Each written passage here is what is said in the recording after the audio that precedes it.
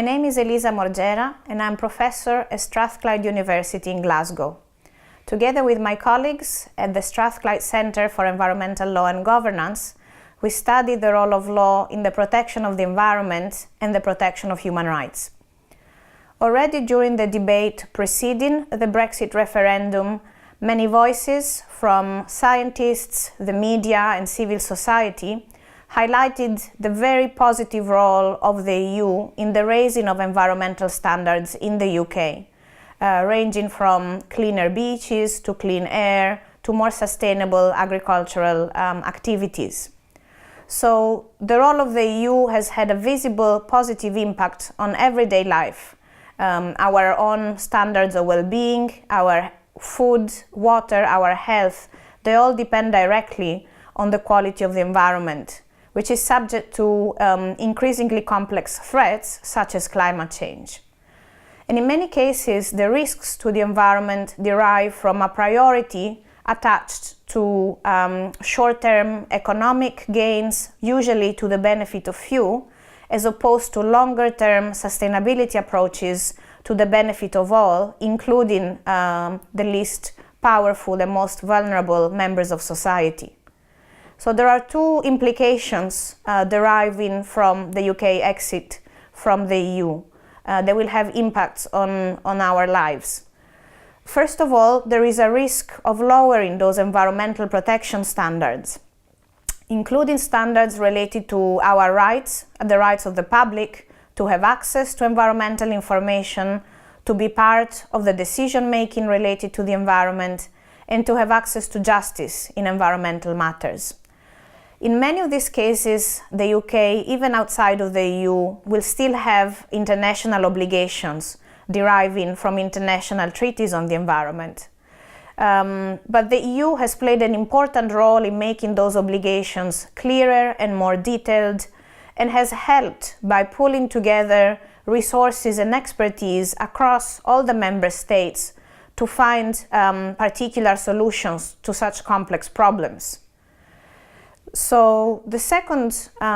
implications deriving from Brexit, in addition to the losing of that opportunity of clarifying and preparing a detailed strategy to implement, to make a reality those international objectives related to the environment, is the loss of the strong enforcement powers that the EU has to ensure environmental protection and respect for human rights.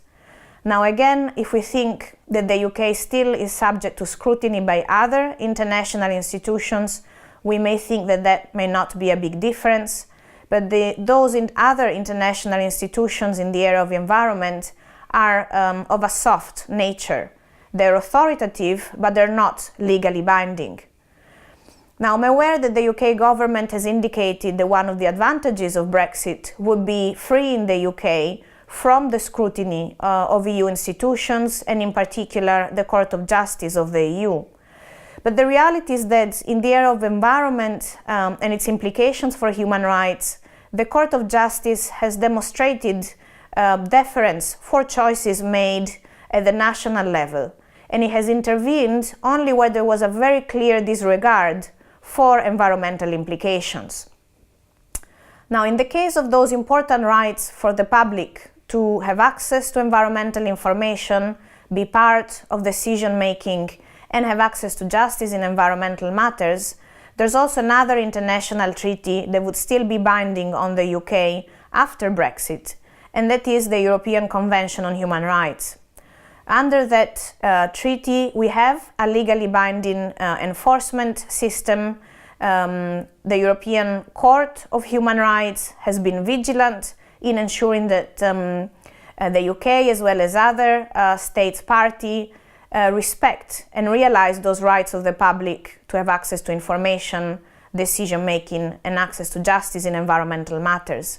And in addition, it has also ensured that certain levels of protection of the environment were maintained or raised to ensure also positive effects on relevant human rights. In this case, again, the European Court of Human Rights has not been particularly interfering within matters under the decision-making of national governments. It has intervened when there was a clear disproportionate effect on human rights. So the UK government has also indicated that it is considering withdrawing from the European Convention on Human Rights. So in a scenario where we'll be both out of the EU and out of the system of the European Convention on Human Rights, we will be losing two important layers of protection for human rights that can be affected by environmental degradation. In that scenario, then, we will be left with the national protection of those rights for the public to have an understanding of what is happening in relation to the environment through access to information, having a voice in the decision-making that can have impacts for the environment, and having access to justice. And again, this will be the only important protection, but the only one that would remain to ensure that the decisions that are taken are not systematically driven by short-term economic gains to the benefit of few, but really take into account the need to protect the environment to the benefit of all, and particularly to those that will be most vulnerable to environmental degradation.